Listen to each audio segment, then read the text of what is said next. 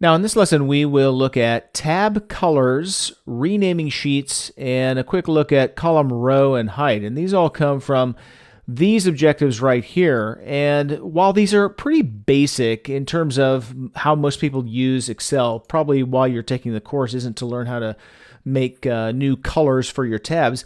But these do make Excel a little more user-friendly, and if you are taking the 727 exam, then all of these things here, which are fairly basic skills, they still make up about a third of the test, so there's no reason not to get these things right.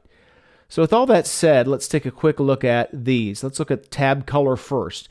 The way that you do each of these items really starts with a right click, and I'll show you the exception here in just a moment, but if you right click, you can go to tab color, and you can change the tab color very quickly by doing something like that. So right click, tab color, and change. There's blue and there's an orange color.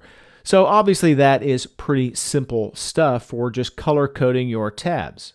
Now if you want to rename any sheet, again, it can start with a right click if you want to, and you can rename right from here, this context menu, the right click menu, or you can double click. And if you double click, then the name of the sheet should be selected.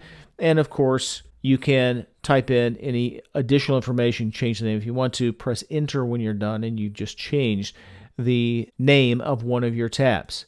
Finally, the column row and height is a little more interesting, and this brings up the exception to the items that I showed you before. What I would advise you to know about is the options that you have in the cells grouping of the home tab of the ribbon. So up here, you can certainly insert and delete rows and columns by clicking on these drop downs. But the more salient one for this lesson is the format drop down. So if you click on the format drop down, you can specify cell height and width if you want to, or you can auto fit row height and column width. And you can also define a default width. The other things that are possible here are the ability to rename a sheet if you want to. It just selects any text that is the current name of the worksheet. Or if I'm back up here, go to Format, and I can also change the tab color for the currently selected tab. So now with that said, let's go back up and choose the column width here. And with this dialog, you can specify the number of characters that will fit in a specific column of information. So currently I've got this cell B6 selected, so I'm defining the column width for column B. So if I do something like 5 and press enter, watch what happens to column B here. It narrows the column. Now, right now, there's nothing in the adjacent column, so the text is spilling over into the adjacent column, but again, that's fine. Now, if you want to auto-fit, then select a column, for example, and use auto-fit column width. And this will be a very handy technique that you can use as you are formatting your worksheets. So auto-fit will make the column width as wide as it needs to be to fit the longest string of text, which in this case looks like it is the San Jose earthquakes. So now, as you can see, none of the text in column B is spilling over into column C. And that is the auto width or the auto fit behavior at work.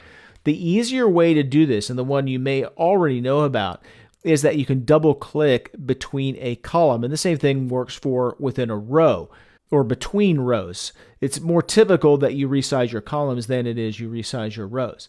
So that auto fit behavior, if you double click on either the divider that is after a column of cells like this, if I double click on this one that's between D and E, notice what happens. It resizes column D. Now I can also click and drag to set the exact pixel width. The auto fit behavior can also work with lots of things selected. So with 3 columns selected, all I have to do is double click between one of them, and then all of them are resized with the auto fit.